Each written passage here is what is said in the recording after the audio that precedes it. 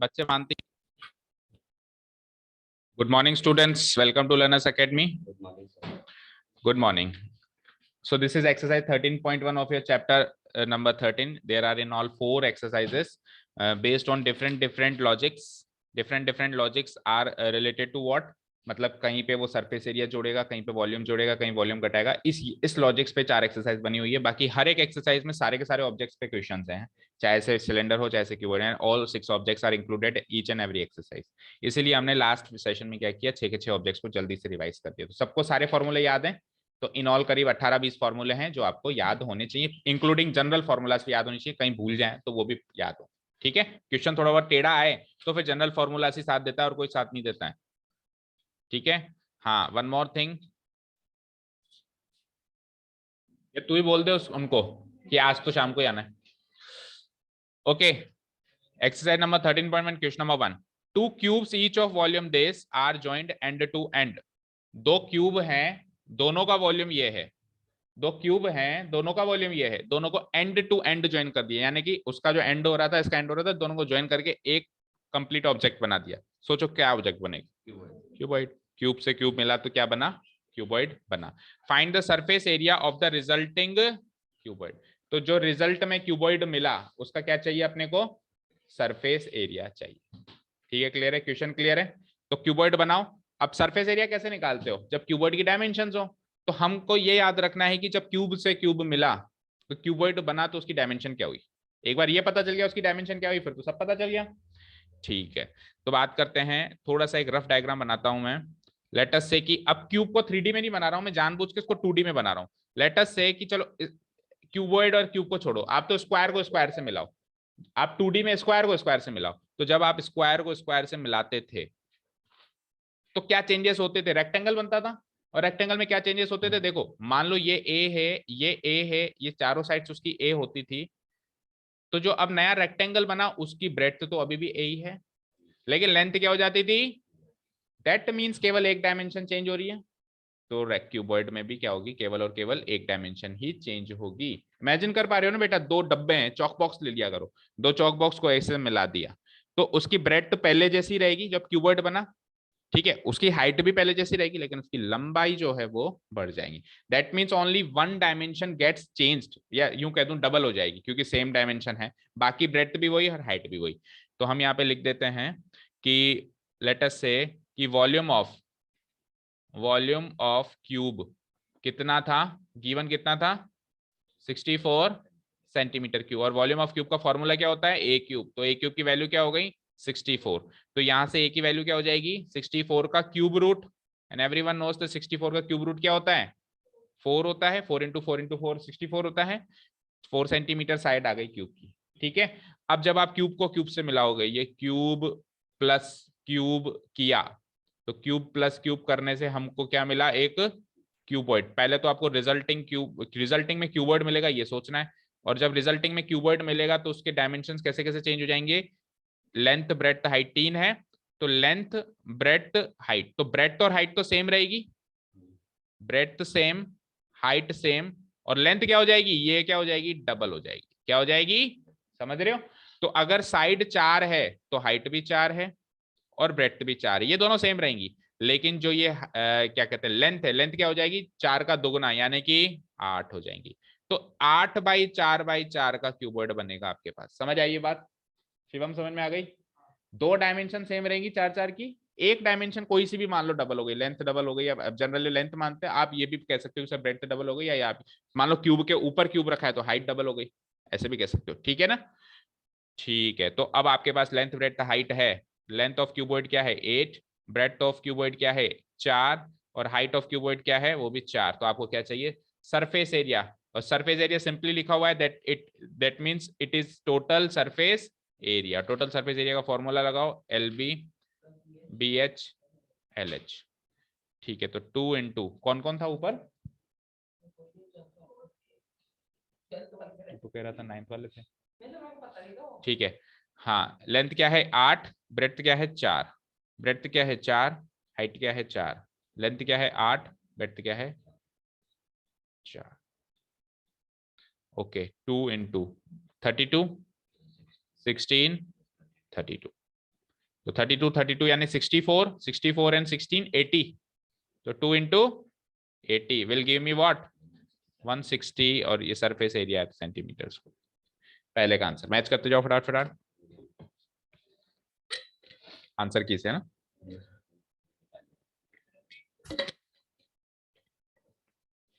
मान लो सबका ही गलत हो तो इंक्लूडिंग मी, इसलिए एक जना तो मैच कर लो, सही है हाँ, सारे के सारे मरे हुए में।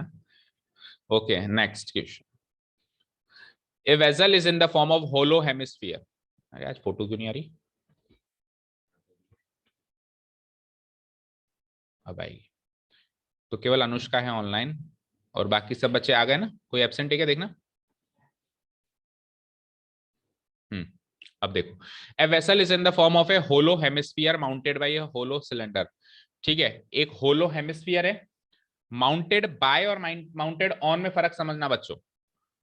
देखो स्क्रीन पे, इसकी लैंग्वेज को भी समझना पड़ेगा। अगर यहाँ पे माउंटेड ऑन होता तो ये इसके ऊपर बैठा होता, लेकिन यहाँ पे बाई है तो ये इसके ऊपर बैठा है। ठीक है, ऑन के केस में ये ऊपर ये नीचे, बाय के केस में ये ऊपर और ये नीचे, यानी हेमिस्फीयर तो कहाँ है, नीचे है, और सिलेंडर कहाँ है, उसके ऊपर है। समझ आई। ठीक है, तो अब ऐसा एक रफ फिगर बनाना ही पड़ेगा, हर एक क्वेश्चन में अब आपको रफ फिगर्स तो बनाने पड़ेंगे। नीचे क्या बनाना है, हेमिस्फीयर, तो हेमिस्फीयर कुछ ऐसा हो गया। और जब आप इन चीजों को एक के ऊपर, जैसे अभी सिलेंडर इसके ऊपर खड़ा कर रहा हूं, तो बेस से बिल्कुल बेस मिलाना पड़ेगा, बेस से बेस मिला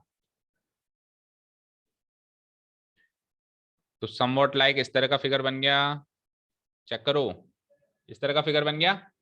ठीक है, the diameter of hemisphere is 14 centimetre. Hemisphere का डायमीटर अगर 14 है तो मैं मान सकता हूं कि हेमिस्फीयर का रेडियस कितना रहा होगा, 7 सेंटीमीटर। ठीक है,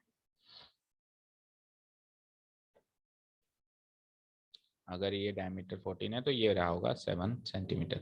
अच्छा जी, अगर हेमिस्फीयर का रेडियस 7 है तो सिलेंडर भी तो हेमिस्फीयर से माउंटेड है, तो इसका रेडियस भी क्या रहा होगा, इसका रेडियस भी 7 सेंटीमीटर ही रहा होगा।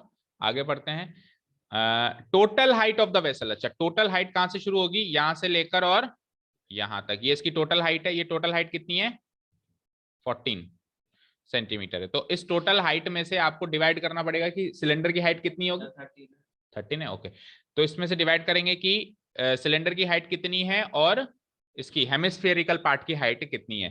तो देखो, हेमिस्फीयर की हाइट कल मैंने उस वीडियो में भी बताया, अगर आपने देखा हो, कि वैसे तो स्फीयर और हेमिस्फीयर की हाइट बोलने का कोई मतलब सेंस नहीं होता, कि हाइट होती नहीं है उसमें, लेकिन अब वैसे प्रैक्टिकली देखें तो हाइट तो फिर हर चीज की होती है। तो हाइट का मतलब है जमीन से लेके उसका टॉप पॉइंट कहां तक जा रहा है। तो स्फीयर के केस में हाइट होती है डायमीटर, रेडियस का दुगना, और हेमिस्फीयर के केस में हाइट होती है रेडियस।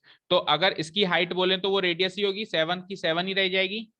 ठीक है, और टोटल हाइट अगर 13 है तो सिलेंडर की हाइट 13 में से 7 गई तो 6 रह जाएगी। तो फिगर इस हिसाब से, डायमेंशन के हिसाब से इनअप्रोप्रिएट है, क्योंकि नीचे वाली हाइट हमने छोटी बनाई है, सिलेंडर की हाइट ज्यादा बनाई, जबकि आ उल्टा रहा है, ये 7 आ रही है और वो 6 आ रहा है। ठीक है ना, चलो वो चलेगा, इतना तो हमको थोड़ा पता था शुरू में कि ये ज्यादा या कम आएगी। ओके, तो find the inner surface area of the vessel. तो उस वेसल का इनर सरफेस एरिया चाहिए। देखो, होलो चीज जब आ जाए ना, तो होलो चीज में अगर एक ही चीज का जिक्र हो फ्रॉम स्टार्टिंग टू एंड, तब अपन उसके अंदर इनर आउटर वर्ड को इग्नोर कर देते हैं। सब कुछ अगर इनर ही इनर है, जैसे डायमेंशंस भी मान लो इनर है, पूछ भी इनर रहा है, लेकिन अगर दोनों का जिक्र हो जाए, इनर दे के आउटर पूछ ले, या कुल मिला के इनर आउटर दोनों चीजें दिख जाए ना आपको, या थिकनेस वर्ड दिख जाए, तो फिर वहां पे कॉन्सेप्ट चेंज होंगे।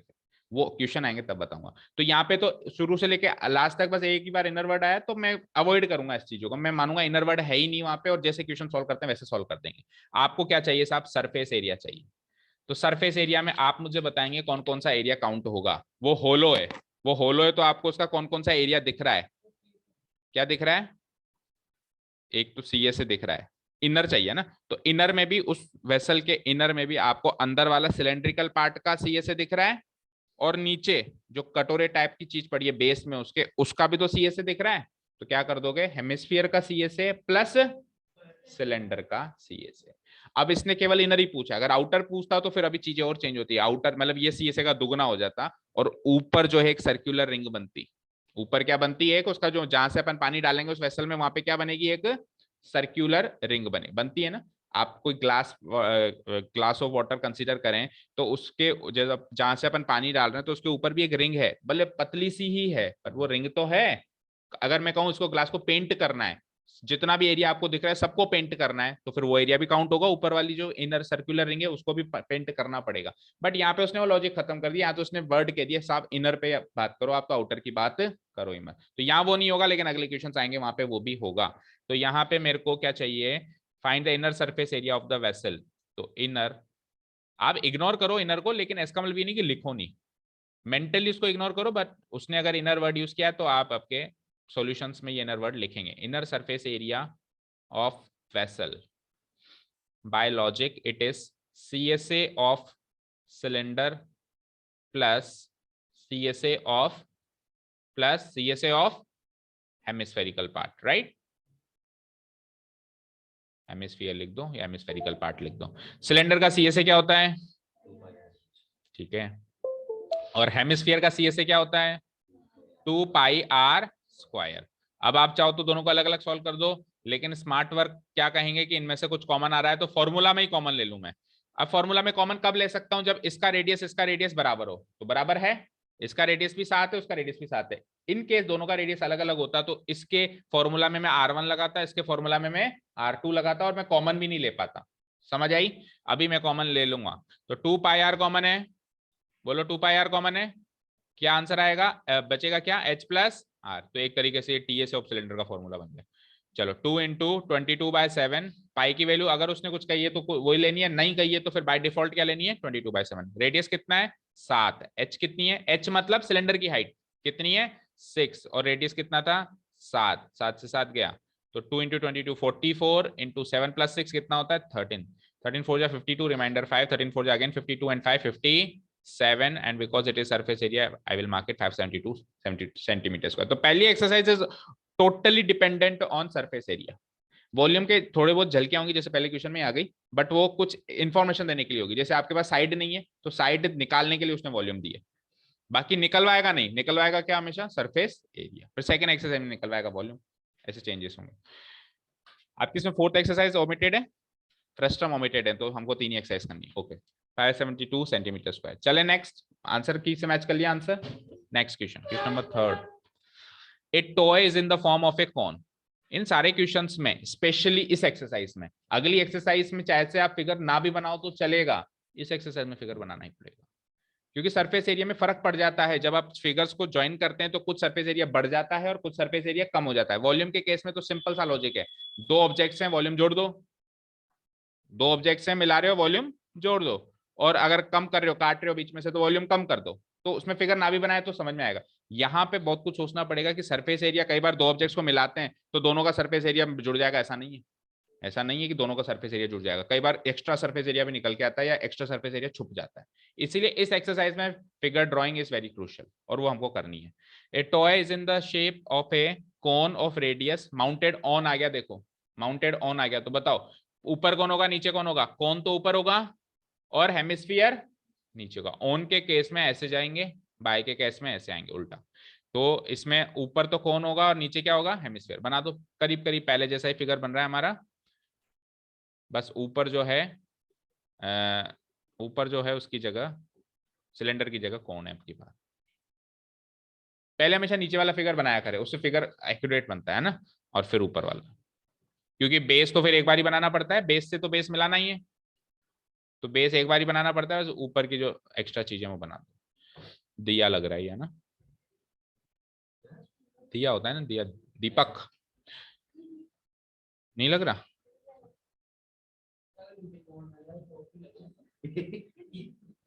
हाँ सॉफ्टी भी कह सकता है, नीचे कौन बनाने सॉफ्टी। हाँ आएगा, सॉफ्टी वाला क्वेश्चन भी आएगा, चिंता मत कर, सारे क्वेश्चन हैं इसमें हर तरह के। तो toys in the form of a cone of radius 3.5, कोन की रेडियस है 3.5, तो कोन की क्या, फिर तो वो हेमिस्फीयर की भी रेडियस 3.5 ही मानेंगे हम। ये रेडियस हो गई हमारी 3.5, और ये हो गई हमारी हाइट। ये हाइट तो है किसकी, कॉनिकल पार्ट की। आगे पढ़ते हैं, सेम रेडियस उसने खुद ही ने कह दिया, on A hemisphere of same radius. नहीं भी मानता तो भी, तो मैं वो भी मैं सेम ही मानता हूं। तो total height of the toy इसमें भी दे रखी है जैसे पहले दे रखी, टोटल हाइट यानी स्टार्टिंग पॉइंट से एंड पॉइंट की टोटल हाइट कितनी है, कितनी है 15.5। तो जैसे पहले निकाला, हेमिस्फीयर की हाइट को माइनस करना पड़ेगा, और हेमिस्फीयर की हाइट क्या होती है, उसी की रेडियस। तो 3.5 अगर रेडियस है तो इसकी रेडियस भी हो गई 3.5। अब हाइट क्या बची, 15.5 में से 3.5 हुआ तो घटा तो 12। ठीक है, जब आप इसको प्रैक्टिकली करोगे, एग्जाम में सॉल्व करोगे, तो आपको बहुत सारी बातें लिखनी है, इतनी शॉर्ट में नहीं लिखना है। मैं इस क्वेश्चन में करके बता देता हूं कैसे लिखना है। देखो हमको क्या क्या गिवन है, हमको गिवन है रेडियस ऑफ कोन गिवन है। क्या गिवन है, रेडियस ऑफ कोन। तो मैंने लिख दिया रेडियस ऑफ कोन, लेटर से इसको मैंने मार्क कर दिया लेटर आर से। तो क्या है वो 3.5 सेंटीमीटर। ठीक है, तो रेडियस ऑफ अगर कोन 3.5 है तो मेरे को लिखना पड़ेगा so radius of hemispherical part भी क्या हो जाएगा, यही हो जाएगा। रेडियस ऑफ हेमिस्फेरिकल पार्ट भी क्या हो जाएगा, यही हो जाएगा। फिर मुझे गिवन है total height of toy, total height of toy ये कितनी गिवन है, 15.5 सेंटीमीटर। ठीक है, क्लियर है। अब टोटल हाइट ऑफ टॉय में से मेरे को हाइट ऑफ कॉनिकल पार्ट चाहिए, हाइट ऑफ कोन चाहिए या कॉनिकल पार्ट चाहिए। वो कैसे निकालूंगा मैं, टोटल हाइट में से माइनस करूंगा height of hemisphere, hemispherical part. ठीक है, अब हाइट ऑफ हेमिस्फेरिकल पार्ट यहाँ पे फिर चूक गए, देखो एक स्टेप यहाँ पे बीच में हो रहेगा। अगर रेडियस ऑफ हेमिस्फीयर ये है तो हाइट ऑफ हेमिस्फीयर भी यही होगी, क्योंकि हेमिस्फीयर की रेडियस और हाइट सेम होती है ना।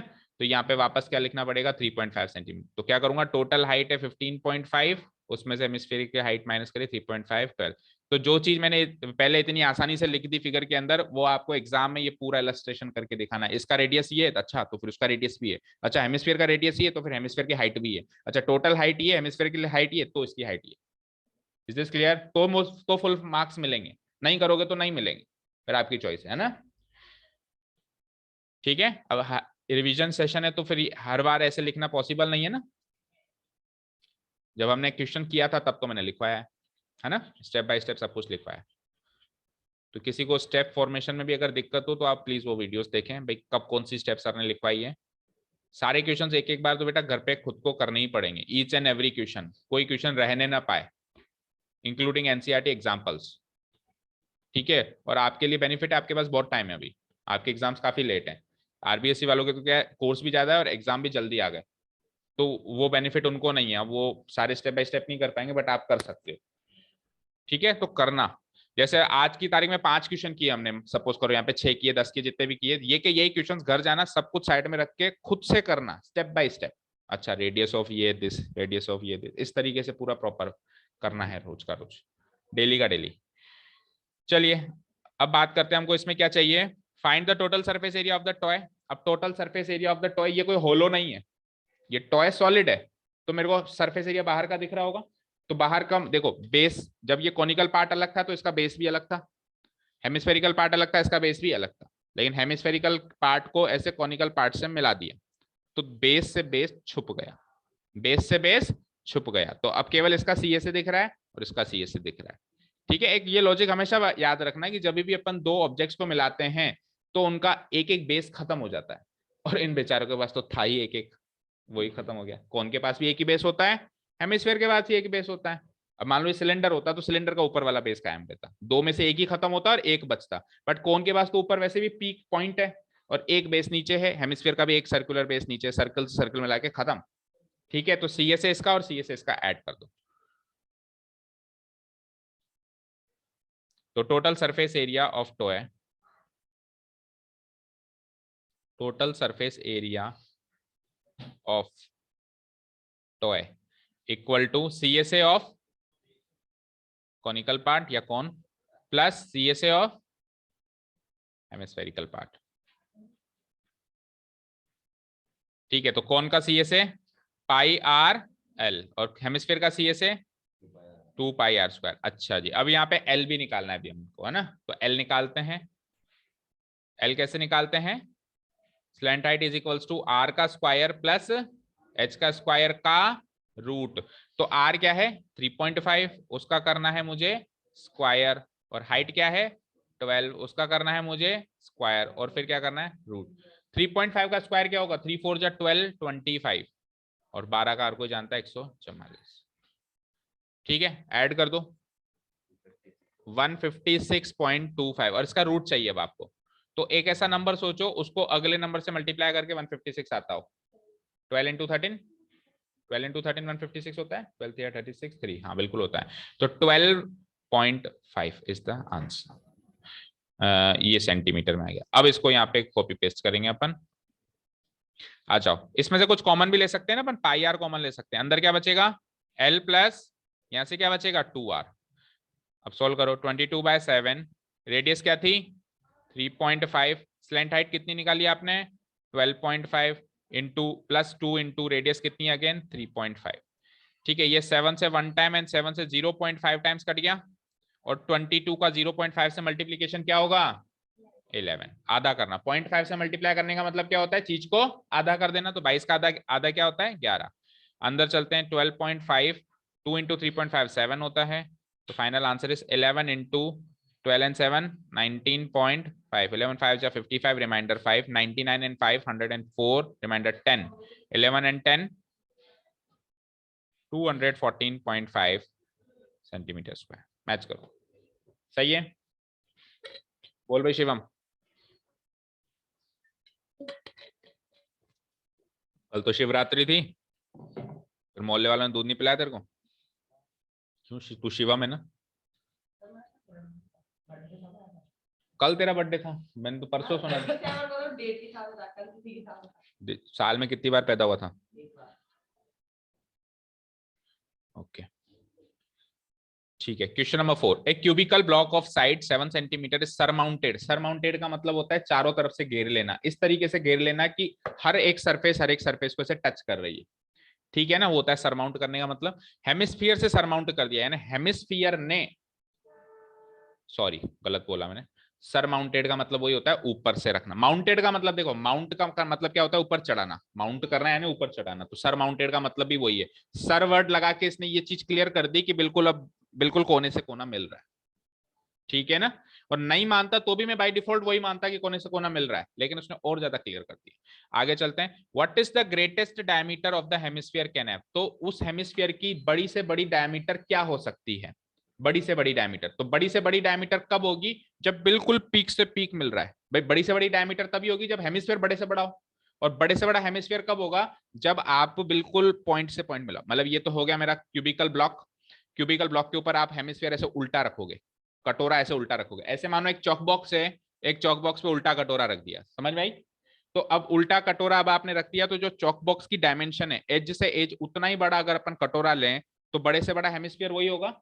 उससे बड़ा तो फिर बाहर निकलने लग जाएगा। तो बाहर नहीं निकालना है आपको, बिल्कुल सरमाउंट करना है और फिर उस हेमिस्फीयर की ग्रेटेस्ट आपको डायमीटर बतानी है। और बाद में क्या बताना है आपको, find the surface area of the solid. ये अच्छा क्वेश्चन है, इसको इंपॉर्टेंट मार्क करो, वेरी इंपॉर्टेंट मार्क करो इनफैक्ट। ठीक है, तो क्यूब के ऊपर हेमिस्फीयर बनाना थोड़ा सा मुश्किल है 3D में। तो हाल फिलहाल मैं क्या कर देता हूं, इस तरीके का एक फिगर बना देता हूं जिससे चीजें समझ में आ जाए। एग्जैक्ट नहीं बना पाएंगे। लेट अस से ये मेरा क्यूब है और ये इसके ऊपर हेमिस्फीयर है, इतना ही बना पाएंगे अभी तो, है ना। और दो फिगर बनाता हूं चलो मैं आपकी अंडरस्टैंडिंग के लिए। ये तो हो गया 3D से 3D ऑब्जेक्ट के ऊपर 3D ऑब्जेक्ट लगाया। अब जब इसका बेस, इस क्यूब का बेस क्या है बेटा, कुछ ऐसा है, स्क्वायर बेस है इसका, है ना। और इस हेमिस्फीयर का बेस कैसा है, तो सर्कुलर बेस इसके ऊपर ऐसे टिक गया होगा। यस और नो, नहीं समझ आया क्या? एक स्क्वायर बेस का क्यूब है, उसके ऊपर उल्टा कटोरा ऐसे रख दिया, तो इसका बेस स्क्वायर है, उसका बेस तो सर्किल है, तो स्क्वायर के ऊपर सर्किल ऐसे टिका होगा। तो जो सेकंड टाइप वाला मैंने फिगर बनाया, इस तरीके से ये बेस से बेस मिल रहा है, ये मैंने बेस को बताने के लिए कहा है, और ये एज ए टोटल ऑब्जेक्ट इस तरीके से मिल गया होगा। तो अब आपको क्या है, find the surface area of the solid. पहले क्वेश्चन का आंसर तो वो काफी आसान है। क्यूबिकल ब्लॉक की साइड कितनी है बेटा, 7 सेंटीमीटर। दैट मीन्स ये 7, ये 7, ये भी 7 और ये भी 7। ठीक है, नीचे आ जाओ, ये 7, ये 7 और ये 7, तो ये भी 7। तो मुझे बताओ, अगर आप बिल्कुल ग्रेटेस्ट हेमिस्फीयर बनाना चाहते हैं तो उसकी डायमीटर भी 7 ही होगी। सरमाउंट करना है मतलब बाहर नहीं निकालना, अंदर ही रखना है, अंदर ही रखना है और बड़े से बड़ा करना है। तो बिल्कुल एज से एज मिला दो। दैट मीन्स ग्रेटेस्ट डायमीटर क्या हो जाएगी हेमिस्फीयर की, क्या हो जाएगी 7 सेंटी। तो पहले क्वेश्चन का आंसर तो क्लियर है। greatest diameter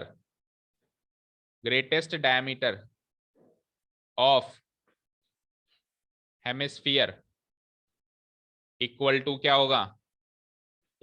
होगा, side of cube. Yes, side of cube, और साइड ऑफ क्यूब क्या है, 7 सेंटीमीटर। पहले क्वेश्चन का आंसर हो गया। ठीक है, अब बात करते हैं सरफेस एरिया की। Surface area of this solid, surface area of this solid equal to, अब ध्यान से सुनना भाई, पहले हमारे पास क्यूब था, कितने फेसेस थे उसके, 6। उस क्यूब के ऊपर एक हेमिस्फीयर रख दिया उल्टा करके, कटोरा रख दिया, तो उसका कौन सा फेस छुप रहा है, एक फेस छुप रहा है, बाकी 5 फेस अभी भी कायम है। अच्छा, एक फेस भी पूरा कहां छुप रहा है, क्योंकि जब आप स्क्वायर पे सर्किल रखोगे तो किनारे तो बच रहे हैं, देखो उधर फिगर में ये वाले किनारे तो बच रहे हैं, तो एक फेस भी पूरा नहीं छुप रहा है, एक फेस का भी केवल और केवल सर्कुलर पार्ट ही छुप रहा है। तो मैं यूं कह सकता हूं ना कि 6 के 6 फेस रख लो सर आप, तो सर्किल हटा दो, 5 फेस तो वैसे भी पूरे हैं, छठा फेस भी पूरा नहीं खत्म हुआ है, उसके भी किनारे बच रहे हैं, केवल उसके में से सर्किल कटा है, तो मैं 6 के 6 फेसेस रख लेता हूं और उसमें से सर्किल हटा देता हूं, प्लस ये तो हो गया क्यूबिकल पार्ट। और कौन सा एरिया दिख रहा है आपको, ऑब्जेक्ट कंसीडर करो, उसका ऊपर सीएसए भी तो दिख रहा है कटोरे का, तो CSA of hemisphere TSA of cube minus area of circle, हो गया काम। चलो देखो, CSA of hemispherical part plus cube का पूरे का टीएसए ले लो, ठीक है, माइनस उसमें से area of base of hemisphere जो कि सर्किल है, area of base of hemisphere जो कि क्या है, एक सर्किल है। सीएसए ऑफ हेमिस्फीयर का फॉर्मूला बोले 2 pi r square, TSA of cube का फॉर्मूला बोले जरा 6a square, area of base of hemisphere, hemisphere का एक बेस का area pi r square. Fine, अब पहले आप फॉर्मूला से फॉर्मूला सॉल्व कर दो, ये यहाँ पे आर और यहाँ पे आर सेम है, यहाँ पे भी आर हेमिस्फीयर का है, यहाँ पे भी आर हेमिस्फीयर का है, तो R1 R2 करने की जरूरत नहीं है, आर दोनों जगह सेम है ना, इधर भी हेमिस्फीयर का है, एक ही ऑब्जेक्ट है जिसमें रेडियस है सेम है, तो पहले ही मैं 2 पाई आर स्क्वायर में से माइनस पाई आर स्क्वायर कर देता हूं ताकि फॉर्मूला वाइज भी हमारी कैलकुलेशन छोटी हो जाए। तो केवल और केवल क्या बचता है, pi r square plus 6a square. अब आप यहाँ पे वैल्यूज रख दीजिए, 22/7, रेडियस कितनी होगी, ऑब्वियसली अगर डायमीटर 7 है तो यहां से रेडियस क्या आ जाएगी, 7/2, ठीक है ना, तो 7/2 इंटू 7/2 प्लस 6a स्क्वायर, ए मतलब क्या थी, side of cube, side of cube क्या आ रही है, 7 इंटू 7, तो देखो 7 से 7 कैंसिल आउट कर दो, 2 से ये 11 टाइम्स गया, तो 11 7 जा 77/2, और इधर आ जाओ 7 7 जा 49 इंटू 6 कर दो जरा, 6 9 जा 54, रिमाइंडर 5, 24 एंड 5 29 इक्वल टू 77/2 क्या होता है, 2 3 जा 6, 2 8 जा 16, 38.5 होता है, उसमें 294 ऐड करो तो ये हो जाएगा 3 6 इधर गए तो 332.5 सेंटीमीटर स्क्वायर। मैच करो फटाफट,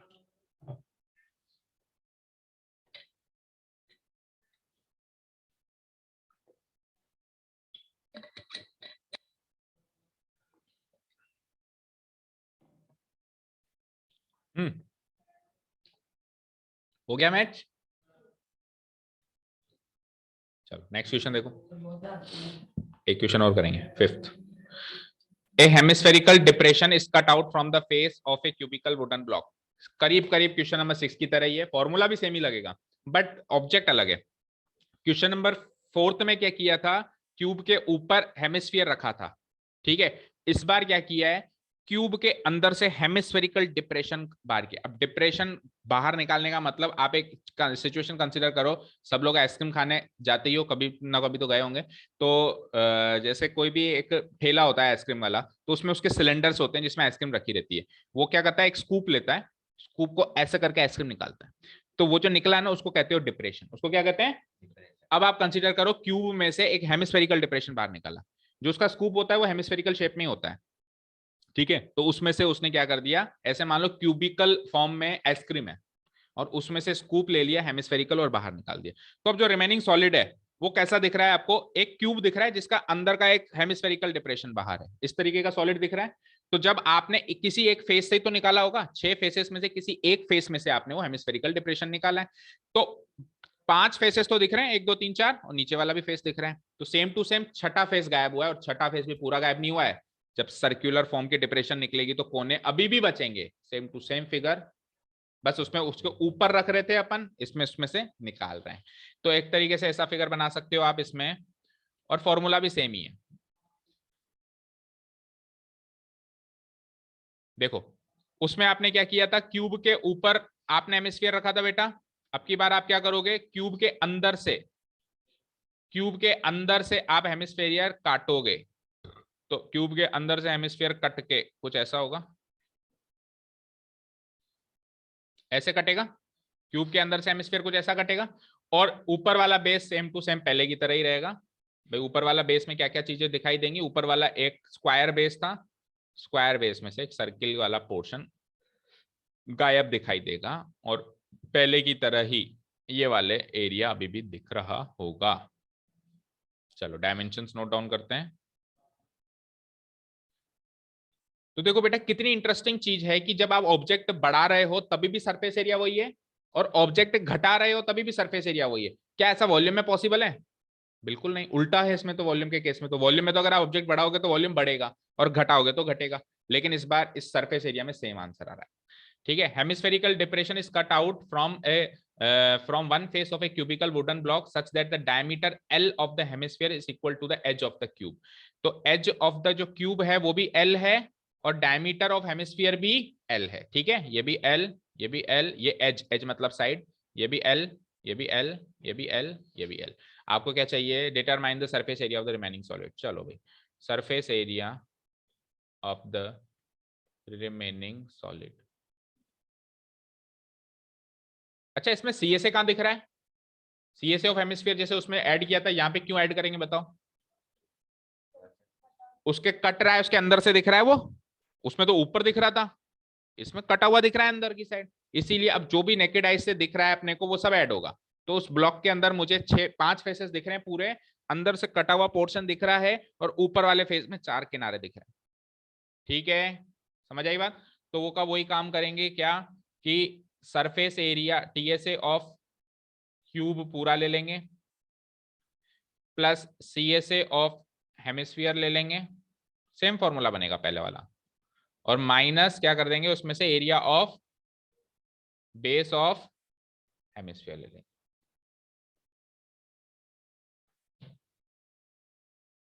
ठीक है, तो टीएसए ऑफ क्यूब क्या होता है, 6a square, 6a square. CSA of hemisphere क्या होता है, 2 पाई आर स्क्वायर, और area of one base of hemisphere क्या हो जाएगा, पाई आर स्क्वायर हो जाएगा, और दोनों का रेडियस सेम होगा क्योंकि उसी का ही बेस है और वो खुद ही हेमिस्फीयर है। तो I will write C A 6a square plus pi r square. Side क्या है अब की बार, एल, साइड क्या है एल, तो एल का स्क्वायर, और पाई को पाई ही रहने दो, या 22/7 लिखा है उसने, क्या कहा है, पाई की फॉर्म में आंसर है क्या, देखना पीछे, पाई की फॉर्म में होगा क्योंकि एल की वैल्यू नहीं है ना। अच्छा रेडियस क्या होगा इस एल का, हाफ, चेक करो, यहां से लेके यहां तक ये रेडियस हो जाएगा मेरा एल का हाफ।